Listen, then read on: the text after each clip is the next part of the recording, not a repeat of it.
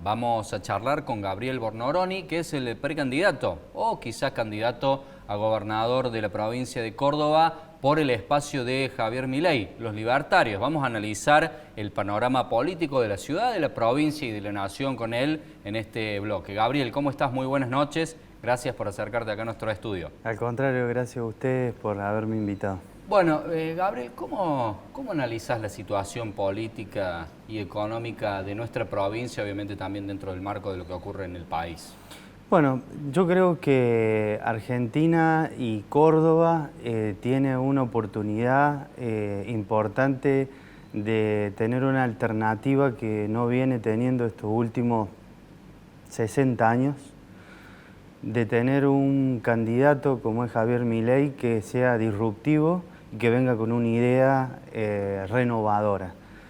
Y digo esto porque yo vengo de la actividad privada, como todos saben, vengo de la Federación de Expendedores de Combustible, la Cámara de Comercio, la Bolsa de Comercio, la Confederación Nacional de Combustibles, y en todos los ámbitos y aspectos nosotros los privados, que somos todos, los empleados, empleadores, nos decimos, la política siempre hace lo mismo, llegan al poder, se olvidan de lo que dijeron, se unen los que parecían que nunca iban a estar juntos y seguimos nosotros pagando los platos rotos de estos políticos que Javier Milei le llama casta, que son familias enteras que están adentro de la política y que cuando vos vas al cuarto oscuro te encontrás con todos los familiares que están en una lista o en la otra lista.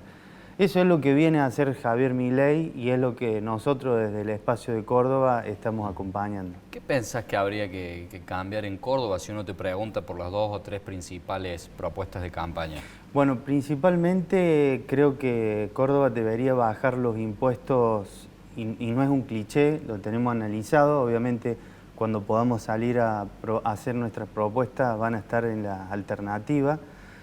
Bajar los impuestos porque el Estado cordobés tiene que ser más chico y la plata lo tienen que tener los cordobeses para que los cordobeses decidan si van a llevar su hijo a un colegio o al otro o si quieren ir a un transporte público o privado hacia el lugar de trabajo. ¿Y de dónde, o sea, qué áreas del Estado habría que achicar? Bueno, las áreas del Estado hay secretarías, subsecretarías y ministerios que hoy están sobrando. ¿Cómo ser? Bueno, no quiero puntualmente decir qué ministerio para no generar polémica antes de tiempo, pero hay ministerio y secretaría que hoy... Quizá a la gente le gustaría conocer tu propuesta. Sí, si vamos un poco no es una propuesta, sino un análisis que voy a hacer. El Ministerio de Trabajo, en Córdoba tenemos un Ministerio de Trabajo nacional y un provincial. Obviamente que se están superponiendo las actividades. Podríamos tener o el provincial o el nacional, preferentemente sería el nacional, las paritarias todas se hacen en el nacional y el provincial viene a ser un amigable componedor que hoy está funcionando en Córdoba. Bueno, toda esa maquinaria de personal que tiene, evidentemente podría ser recortado. No es de un día para otro y no es de dejar gente sin trabajo.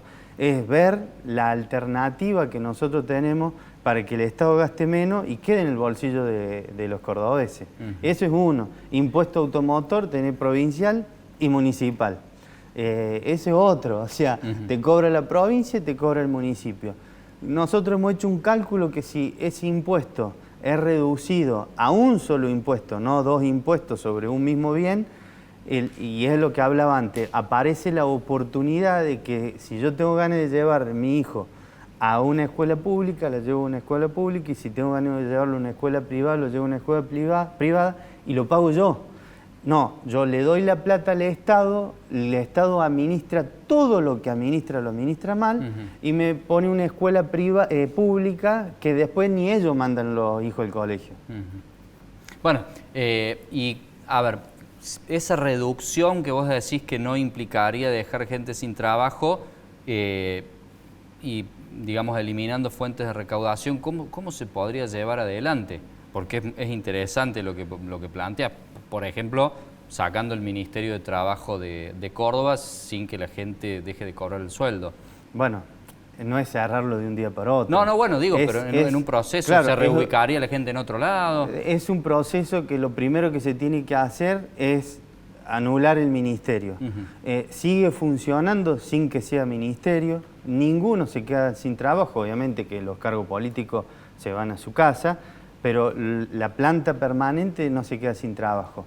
Todo eso, si vos no le agregás gente, no le agregás trabajadores, eso llega un momento que se va a ir achicando solo por el paso del tiempo. ¿Qué harías, Gabriel, si te toca ser gobernador con los salarios del sector público? Recién Vanessa Ruiz nos pasó que en enero la línea de la pobreza del salario se ubicó en los 171.000 pesos y prácticamente la totalidad de los docentes, por ejemplo, son pobres, cuando no algunos indigentes, otro tanto la policía, los médicos. ¿Qué habría que hacer con esos sectores? Bueno, muy buena pregunta porque por ahí dijiste lo que es lo más importante. Policía, médicos, docentes, que tendrían que tener un sueldo acorde a su trabajo y obviamente que prácticamente ese sueldo debería ser duplicado. ¿Para qué? Para que hagan su trabajo lo mejor posible y todos confiemos en ellos.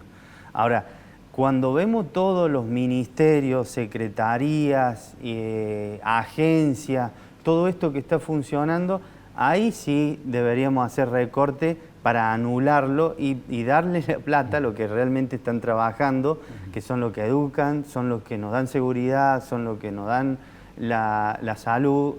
Todo eso tiene que tener puestos los ojos. El resto no hace falta tanta estructura porque evidentemente con el paso del tiempo nos hemos dado cuenta que el Estado, todo lo que ha llevado adelante como empresa particular o como intentado hacer una empresa, le ha ido mal. ¿Pensás que hay algo positivo dentro de la gobernación de Juan Schiaretti? Lo positivo que nosotros podemos ver como ciudadanos es que ha hecho muchas obras, pero eso tiene una parte negativa, que es la deuda que nos va a dejar y que la vamos a tener que pagar todos los cordobeses. Entonces, yo creo que eso se podría haber hecho de otra forma, con el involucramiento de lo privado para hacer las obras, como se hizo la RAC cuando se inició, que hicieron todas las obras desde la parte privada y después aparece lo público para la administración, la pequeña administración. Pero lo público, administrando obras de infraestructura grande, se gasta el doble. A pesar de que la lleven adelante empresas privadas, porque no eran empleados públicos los que hacen las obras. No, cuando la hacen los privados, la obra minimizan costos. Cuando lo hacen los públicos, los costos se van por las nubes porque hay ingeniero del ingeniero del ingeniero, encargado del encargado del encargado, y eso en una empresa privada no pasa. Digamos, ¿no hay una forma de que funcione bien el Estado desde tu punto de vista? El Estado tiene que ser un controlador de que tengamos nosotros libertad, de que tengamos la propiedad privada y de que tengamos el derecho a la vida. El resto, nosotros los particulares nos lo podemos proveer solos. El Estado no tiene que estar interviniendo constantemente porque nos hemos dado cuenta con el paso del tiempo que todas sus intervenciones no han sido lo mejor que pudimos haber hecho los argentinos, con un Estado presente en un montón de secretarías y ministerios que terminan sin resultado positivo. ¿Cómo ves, Gabriel, el gobierno de Alberto y de Cristina? Bueno, creo que como lo vemos todos por la televisión, con muchos desaciertos, con muchas imposibilidad de ver la realidad, negando las realidades y sin buscar consenso, que yo creo que sería lo óptimo para todos los argentinos, que haya un consenso mínimamente interno de los que están gobernando. Notas, cartas que se envían faltas que no van a lugares si va uno, parte del mismo gobierno, es un mensaje que le están dando a la ciudadanía de bronca, de rencor, que ellos deberían ser los primeros que tienen que, si le pegan en una mejilla, poner la otra. Gabriel, ¿tenés conformado alguna parte al menos de lo que va a ser tu futura plataforma de gobierno? ¿Quiénes serían tus ministros? ¿Quiénes podrían acompañarte en la fórmula como vice o como candidatos a legislador? No sé si también vas a ser candidato a primer legislador o solamente a gobernador, o todo esto se va a señalar con el dedo desde Buenos Aires. Muy buena pregunta. Equipo tengo, obviamente que trabajando en cada uno de los temas que estuvimos hablando, salud, economía, trabajo y seguridad, que es lo más importante. Pero bueno, adelantar algún cuadro dentro del equipo sería un error, punto uno. Y punto dos, el espacio que nosotros conformamos está dirigido por Javier Milei y él, con su estructura, va a designar el mejor candidato para Córdoba. ¿Lo van a hacer mediante una encuesta? ¿Cuál es el mecanismo? Porque recordemos que la provincia de Córdoba no tiene elecciones primarias ni para gobierno provincial ni para gobierno municipal. Sí, lo más probable es que sea con encuesta y la intención de voto que tengan cada uno de los que quieran candidatearse, ¿no? ¿Cómo pensás que se puede llevar adelante la estrategia, digamos, de cambiar la mentalidad de votar de las personas como para hacer un giro a la derecha, por decirlo de alguna manera? Yo creo que lo que nos pasa a los cordobeses y a los argentinos, cuando llega la hora de votar, no sabemos quién votar y votamos al menos peor. Y otros no van a votar porque están cansados de ir a votar al menos peor, y dentro de las listas, como te decía recién, están todos los familiares. Si nosotros los cordobeses, hablando puntualmente de Córdoba, no nos involucramos y decimos vamos a ir a votar para sacar a estos dirigentes bien llamados casta, vamos a seguir siempre lo mismo. Entonces, ese paso lo di yo a título personal. Dejé de quejarme en mi trabajo, con mis amigos, con conocidos, en reuniones formales e informales, y salí a ver qué puedo hacer para cambiar Córdoba. Y dentro de eso generar una plataforma, y hay un montón de gente buena, un montón de gente que no viene de la política, que está dispuesto a ayudar sin nada a cambio. Como vemos, los políticos ayudan o se involucran, nacen a los 18 años en la política y mueren siendo políticos. Se olvidan de qué es lo que es pagar impuestos, que ellos mismos los generan, se olvidan de qué es lo que es pagar el 931, se olvidan de todo eso. Entonces, cuando tienen un problema, generan un impuesto. Y ahí estamos nosotros pagándolo porque pensamos que eso va a solucionar, y siempre tenemos los impuestos más caros. Gabriel, si te parece, vamos a hacer una breve pausa y después vamos a hablar particularmente del sector de los hidrocarburos. Perfecto. Hacemos una pausa, ya volvemos.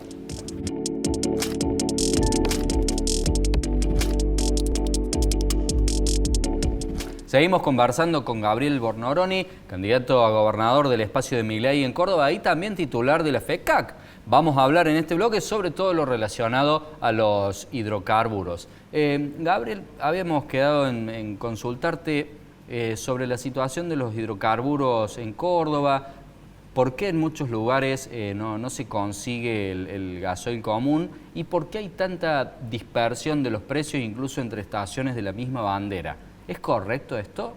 Bueno, hubo una situación de crisis el año pasado de desabastecimiento que nosotros la habíamos previsto, hablamos con la Secretaría de Energía, informamos, pero bueno, hubo cambios en la Secretaría de Energía, secretarios que no funcionaron, que no ejercían como tenían que ejercer, y tuvimos los inconvenientes de desabastecimiento y estuvimos al borde de también tener problemas de gas. Los cordobeses y los argentinos en las casas, ¿no? Al margen de los cortes que tuvimos en las estaciones de GNC. Ahora, en los momentos de que no hay cosecha, el diésel deja de ser un problema. el problema o la escasez que tiene normalmente deja de ser escaso, pero cuando hay, digamos, viene de vuelta la cosecha gruesa, aparece la escasez. Están dadas las condiciones para que eso no vuelva a suceder.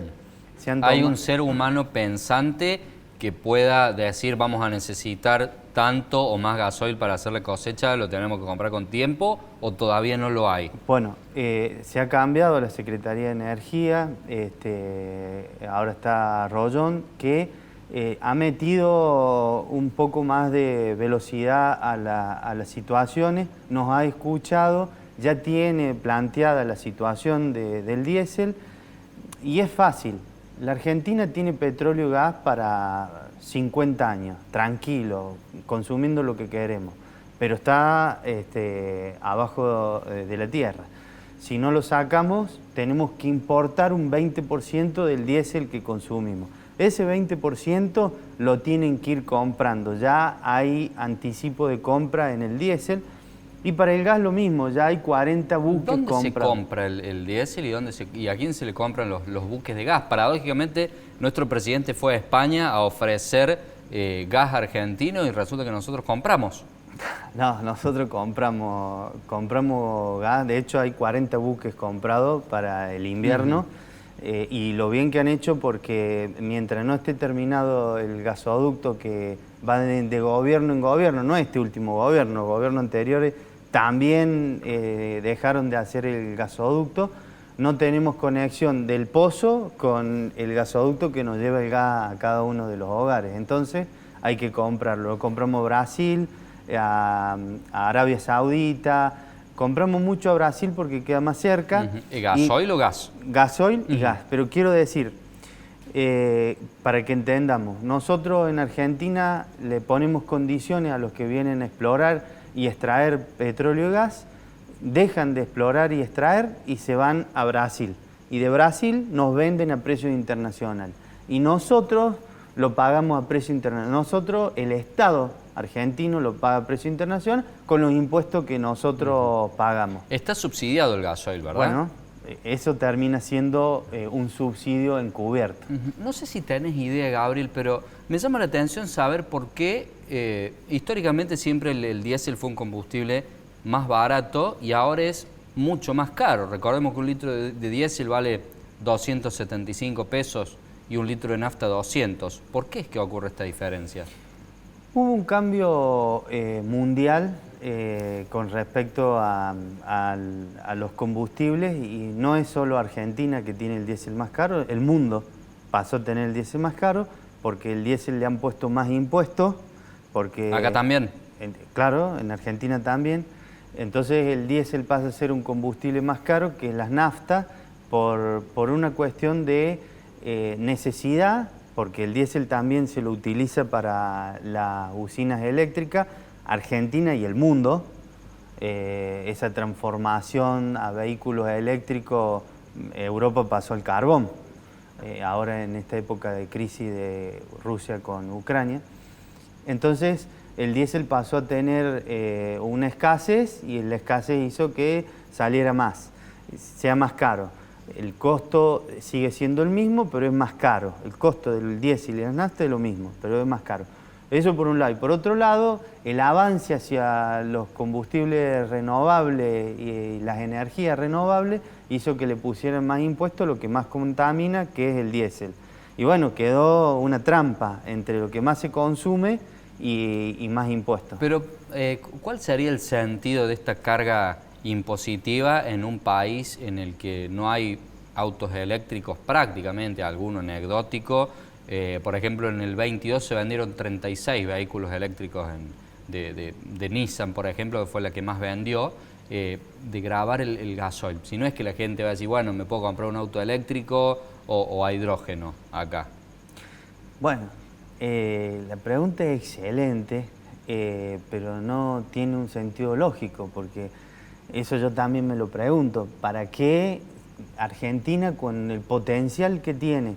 De hecho, nosotros trajimos al presidente de la Confederación de España de Estaciones de Servicio y cuando veía el potencial que nosotros tenemos, dice, ustedes hacia los autos eléctricos o energía renovable, le queda un montón de tiempo. Ustedes tienen gas, tienen petróleo, saquen, consuman lo que ustedes tienen y después vayan a lo renovable, que lo que van a lo renovable son países que no tienen ni gas ni petróleo, entonces necesitan una energía alternativa.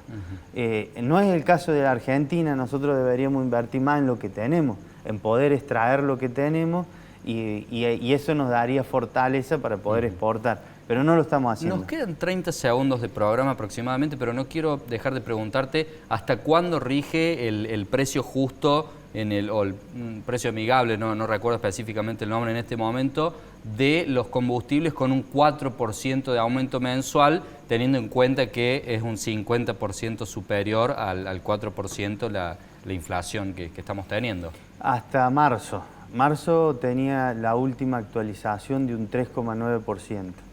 Y después de ahí el gobierno decidirá. Hoy los precios de los combustibles y de la energía está decidida por el gobierno nacional. No lo deciden los estacioneros ni los particulares.